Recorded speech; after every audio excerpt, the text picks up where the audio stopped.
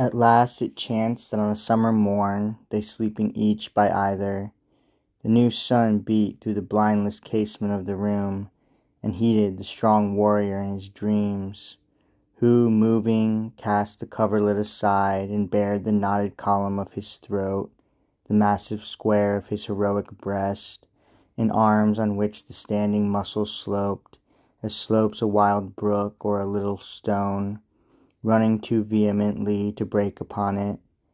And Enid woke and sat beside the couch, admiring him, and thought within herself, was ever man so grandly made as he?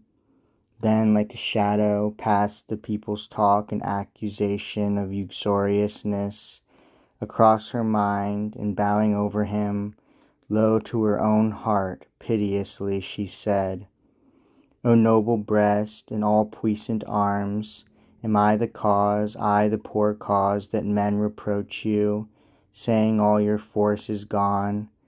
I am the cause, because I dare not speak and tell him what I think and what they say. And yet I hate that he should linger here. I cannot love my lord, and not his name. Far liefer had I gird his harness on him, and ride with him to battle and stand by, and watch his mightful hand striking great blows at caitiffs and at wrongers of the world. Far better were I laid in the dark earth, not hearing any more his noble voice, not to be folded more in these dear arms, and darkened from the high light in his eyes, than that my lord through me should suffer shame.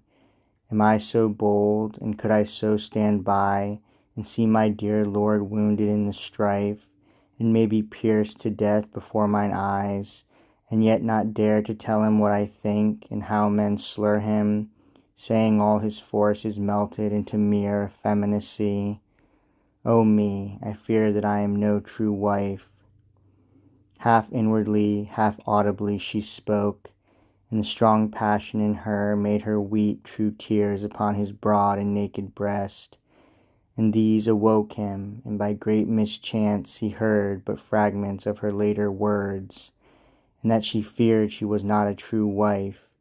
And then he thought, in spite of all my care, for all my pains, poor man, for all my pains, she is not faithful to me, and I see her weeping for some gay knight in Arthur's hall. Then, though he loved and reverenced her too much to dream she could be guilty of foul act, right through his manful breast darted the pang that makes a man in the sweet face of her whom he loves most, lonely and miserable. At this he hurled his huge limbs out of bed, and shook his drowsy squire awake, and cried, My charger and her palfrey. Then to her, I will ride forth into the wilderness, for though it seems my spurs are yet to win, I have not fallen so low as some would wish. And thou put on thy worst and meanest dress, and ride with me. And Enid asked, amazed, If Enid errs, let Enid learn her fault. But he, I charge thee, ask not, but obey. Then she bethought her of a faded silk, a faded mantle, and a faded veil, and moving toward a cedarn cabinet, wherein she kept them folded reverently, with sprigs of summer laid between the folds, she took them and arrayed herself therein, remembering when first he came on her, dressed in that dress, and how he loved her in it, and all her foolish fears about the dress, and all his journey to her, as himself had told her, and their coming to the court.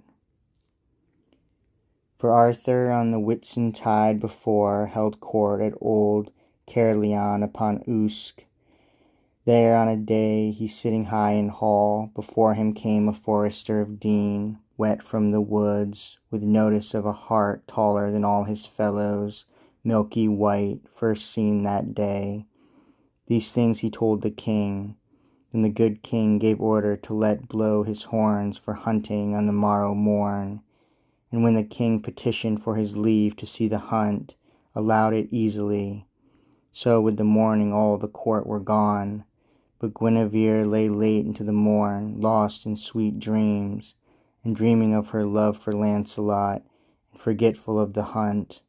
But rose at last, a single maiden with her, took horse and forded Usk, and gained the wood.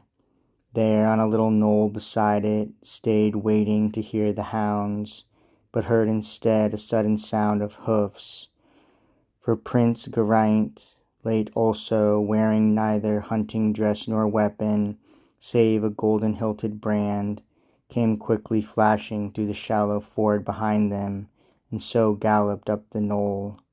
A purple scarf, at either end whereof there swung an apple of the purest gold, swayed round about him as he galloped up to join them, glancing like a dragon-fly in summer suit and silks of holiday. Low bowed the tributary prince, and she, sweetly and stately, and with all grace of womanhood and queenhood, answered him. Late, late, Sir Prince, she said, later than we. Yea, noble queen, he answered, and so late that I but come like you to see the hunt, not join it.